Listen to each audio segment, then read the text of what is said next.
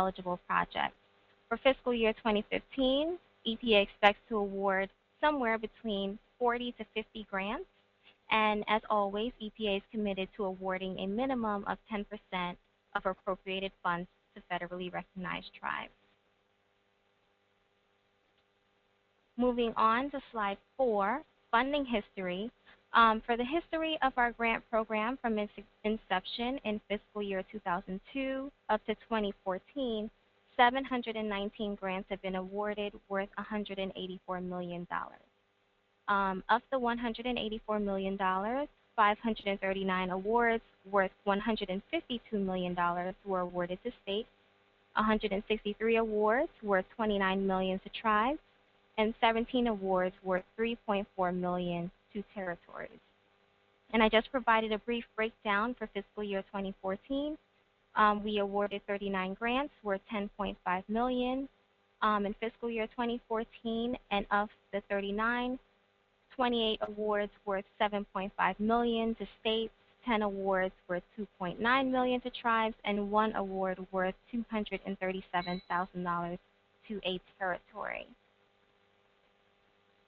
Now moving into the process, I'm actually on slide 5. There are 3 things that I think comprise the process of actually applying for a grant.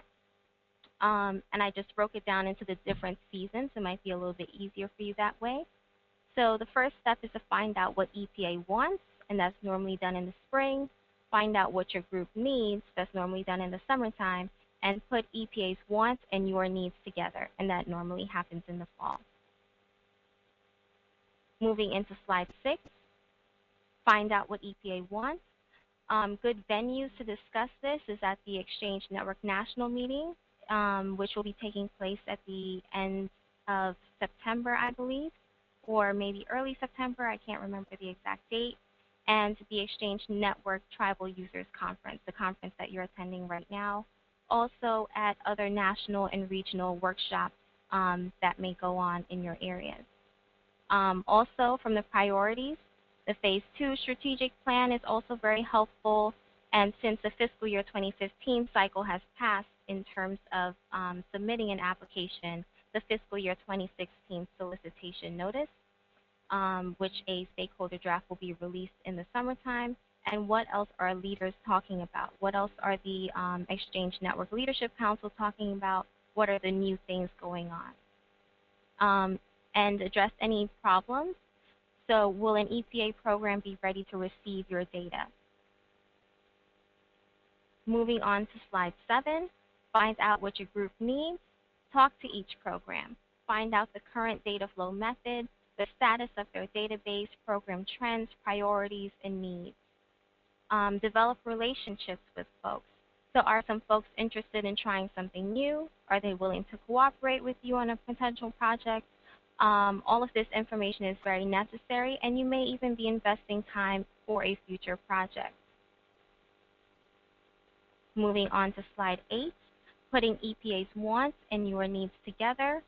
Read the draft guidance immediately. As I mentioned 2 slides ago, in the summertime, we will be releasing the stakeholder draft for the fiscal year 2016 solicitation notice. At that time, we will ask for your feedback.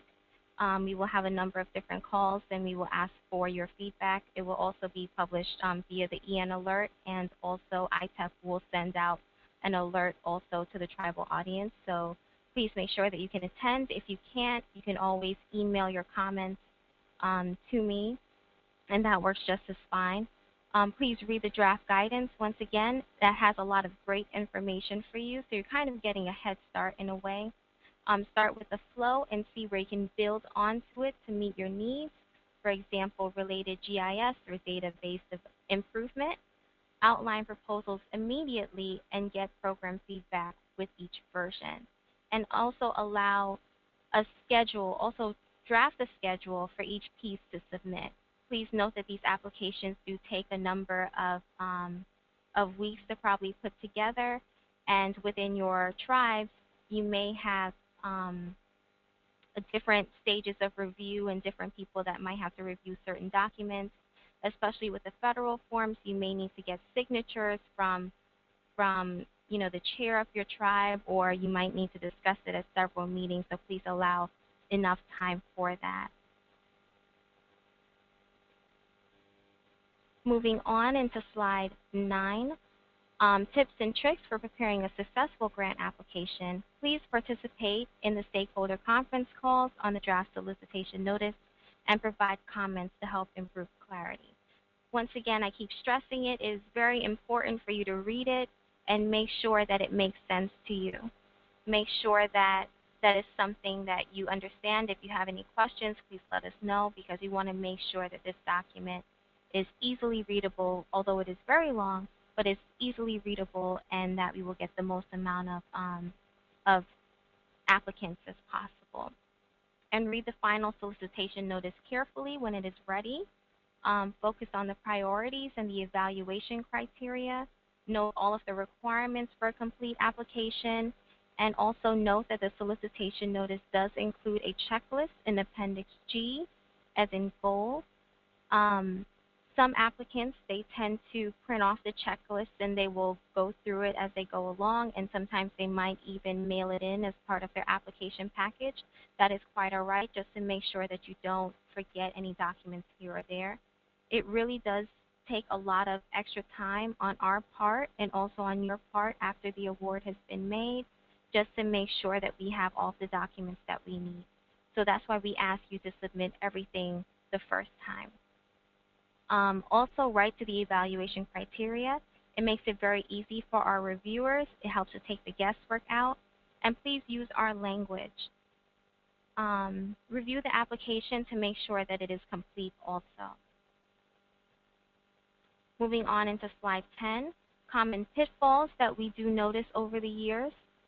Goals, outputs, and outcomes are not well organized or described within the application. In the solicitation notice, we always include an example, which I have highlighted here. I'm not sure if you can see my mouse, but in this little chart here, of goals, outputs, target dates, and outcomes. Please follow that. It makes it a lot easier for our reviewers. They do have a number of different applications to review. Budgets that are not broken down by goal. It is very helpful for you as the applicant to break down your budget by goal as much as possible. Applications that are not related to Exchange Network technology. Applications that do not align with the priorities that we have set forth for that particular fiscal year. Applications that include O&M or operations and maintenance, and project narratives that exceeds 10 pages. Although you want to make sure that we fully understand how great your project is, and we love reading your applications, but please make sure that it falls within the 10-page frame that we have set forth. A lot of applicants, sometimes they might have 12 or more pages, and they might have a chart here or there in between. All of that takes up space, so we ask you to just stick within the frames that we give you.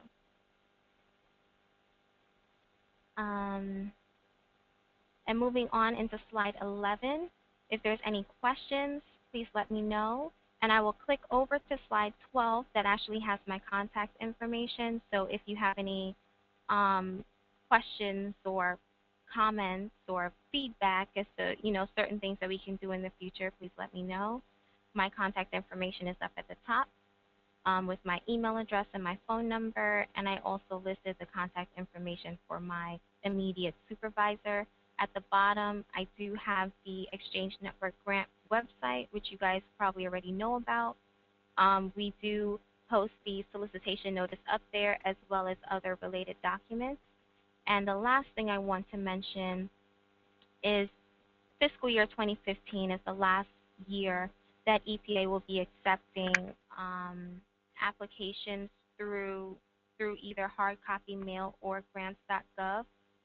Moving forward, starting from February actually of 2015 moving forward, all applications will have to be submitted through grants.gov only.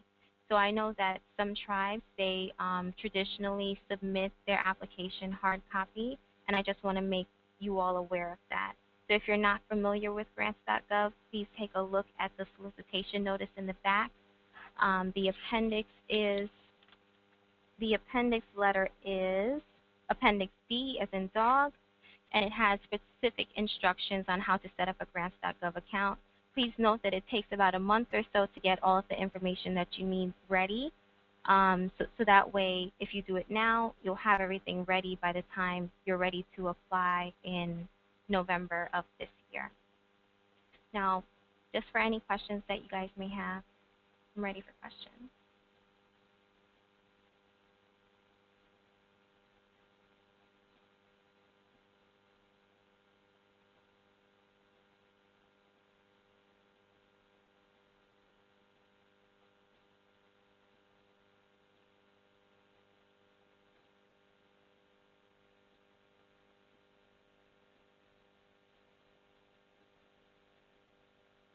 Hello?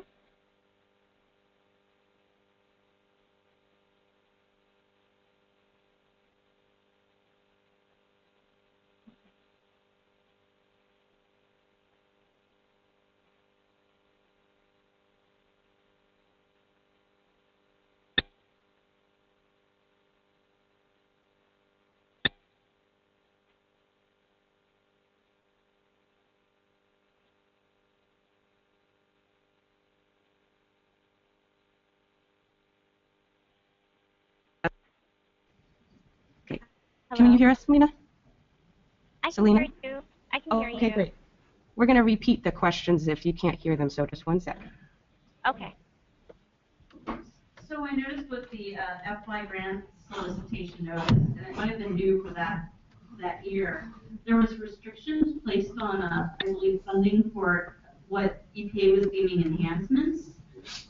And I'm just wondering if that's something that's going to stay in future grant solicitation notice, or if that's something that EPA is going to reevaluate, because it seems like that would really limit capacity for tribes that, let's say, have a web portal or a spatial viewer or something, and they might already have it set for one kind of flow, like water quality data, but then they want to expand it to include air or others.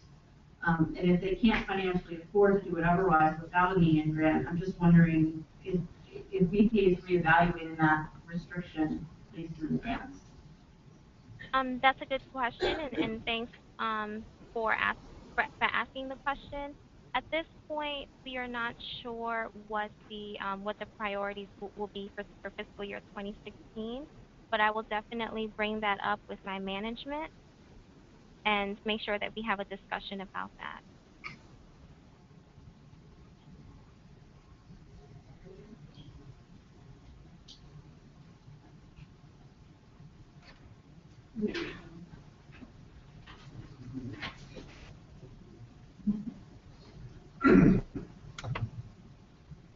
Selena, I have a question. I'm curious, the travel grants in last year, what were most of them for, and what are the majority of the travel grants this fiscal year cycle for? I'll answer the second part. I'm guessing that this is Alex Cabillo. If not, I apologize. But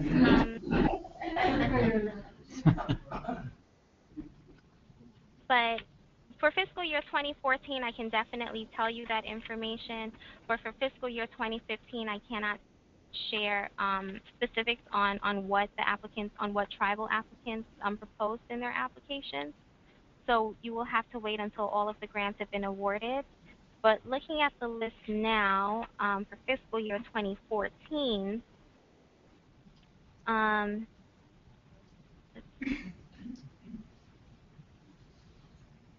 we had one for Open Dump. We had one for Aquams, WQX. Let's see. We had one for publishing, one for a spatial viewer and data publishing also. One for UIC, another one for WQX, and well, we had mostly WQX for Tribe, which is not uncommon. Yes, so the majority of them were actually for WQX, and a little bit of publishing sprinkled in fiscal year 2014.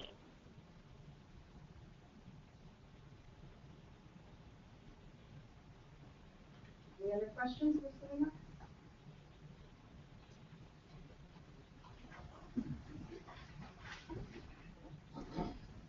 Are grant proposals typically more successful if you partner up with other entities, or do you see a lot of tribes submitting their own proposals?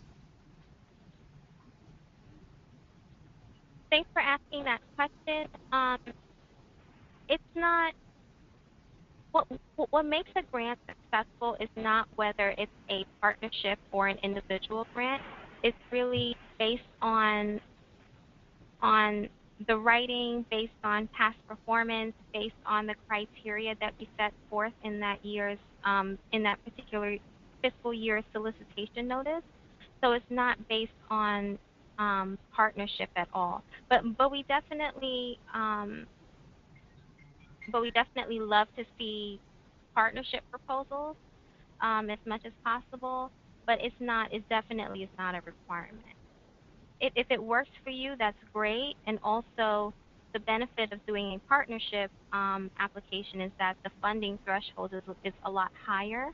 I did not mention it in this PowerPoint that I did here because it's a little bit later on in the process. But I hopefully plan to speak at the Exchange Network National meeting in Philadelphia later on this year, and I'll talk a little bit more about that. But for individual applicants, the maximum level of funding that we will give is $300,000, and for a partnership, we will give a maximum of $500,000. So that's really the main difference there.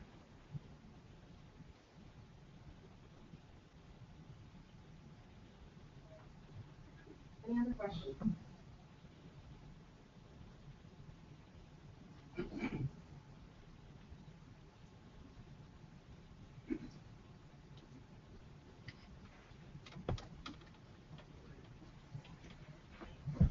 Selena, I don't think we have any more questions. Thank you very much. Okay, well, thank you all. And